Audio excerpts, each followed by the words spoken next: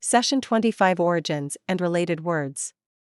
1. About keeping one's mouth shut. If you let your mind play over some of the taciturn people you know, you will realize that their abnormal disinclination to conversation makes them seem morose, sullen, and unfriendly. Cal Coolidge's taciturnity was world famous, and no one, I am sure, ever conceived of him as cheerful, over-friendly, or particularly sociable. There are doubtless many possible causes of such verbal rejection of the world, perhaps lack of self-assurance, feelings of inadequacy or hostility, excessive seriousness or introspection, or just plain having nothing to say. Maybe, in Coolidge's case, he was saving up his words. After he did not choose to run in 1928, he wrote a daily column for the New York Herald Tribune at a rumored price of $2 a word, and, according to most critics, probably all Democrats, he had seemed wiser when he kept silent. Coolidge hailed from New England, and taciturnity in that part of the country, so some people say, is considered a virtue. Who knows, the cause may be geographical and climatic, rather than psychological. Taciturn is from a Latin verb taceo, to be silent, and is one of those words whose full meaning cannot be expressed by any other combination of syllables. It has many synonyms, among them silent, uncommunicative, reticent, reserved, secretive, close-lipped, and close-mouthed, but no other word indicates the permanent, habitual, and temperamental disinclination to talk implied by taciturn. 2. Better left unsaid. Tacit derives also from taceo. Here is a man dying of cancer. He suspects what his disease is, and everyone else, of course, knows. Yet he never mentions the dread word, and no one who visits him ever breathes a syllable of it in his hearing. It is tacitly understood by all concerned that the word will remain forever unspoken. Such a situation today, however, may or may not be typical. There appears to be a growing tendency among physicians and family to be open and honest with people who are dying. Consider another situation: an executive is engaging in extracurricular activities with her secretary. Yet during office time they are as formal and distant as any two human beings can well be. Neither of them ever said to the other, "Now, look here, we may be lovers after 5 o'clock, but between 9 and 5 we must preserve the utmost decorum, okay?" Such speech, such a verbal arrangement, is considered unnecessary, so we may say that the two have a tacit agreement, i.e., nothing was ever actually said, to maintain a complete employer-employee relationship during office hours. Anything tacit, then, is unspoken, unsaid, not verbalized. We speak of a tacit agreement, arrangement, acceptance, rejection, assent, refusal, etc. A person is never called tacit. The noun is tacitness. Bear in mind that you can transform any adjective into a noun by adding ness, though in many cases there may be a more sophisticated, or more common, noun form.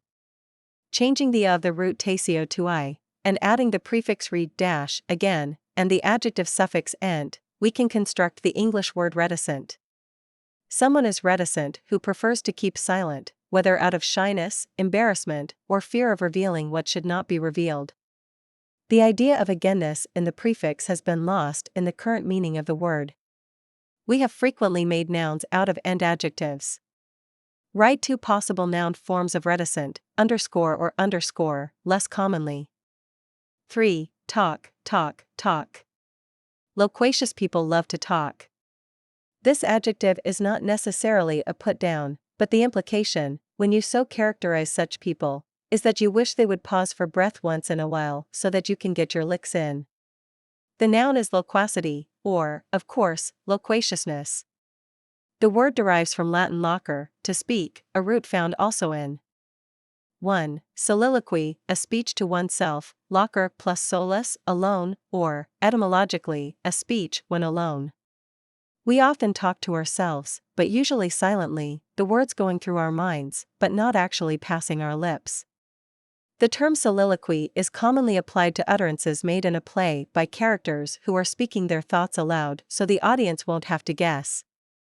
The soliloquist may be alone, or other members of the cast may be present on stage, but of course they don't hear what's being said, because they're not supposed to know. Eugene O'Neill made novel uses of soliloquies in Morning Becomes Electra, the characters made honest disclosures of their feelings and thoughts to the audience, but kept the other players in the dark. The verb is to soliloquize. 2. A ventriloquist is one who can throw his voice. A listener thinks the sound is coming from some source other than the person speaking.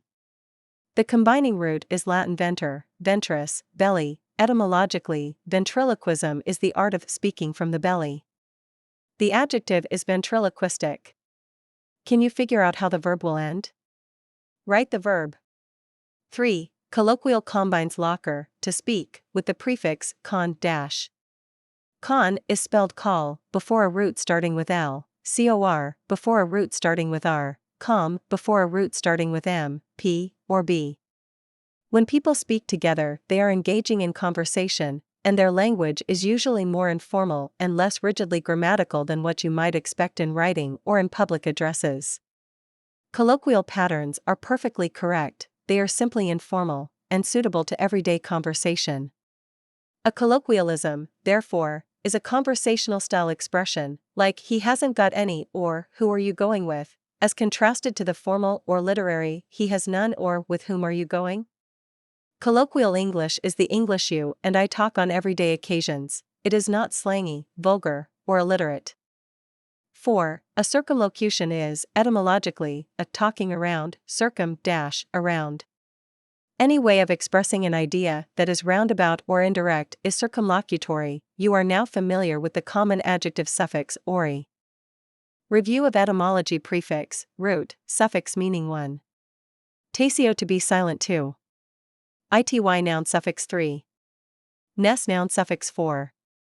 And adjective suffix 5. Ints, in C noun suffix 6. Re again 7.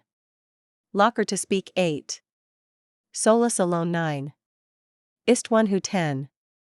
Is verb suffix 11. Venter, ventris, belly 12. Ic adjective suffix 13. Us adjective suffix 14. Con dash, call dash, com dash, cor with, together 15. Al adjective suffix 16. Ism noun suffix.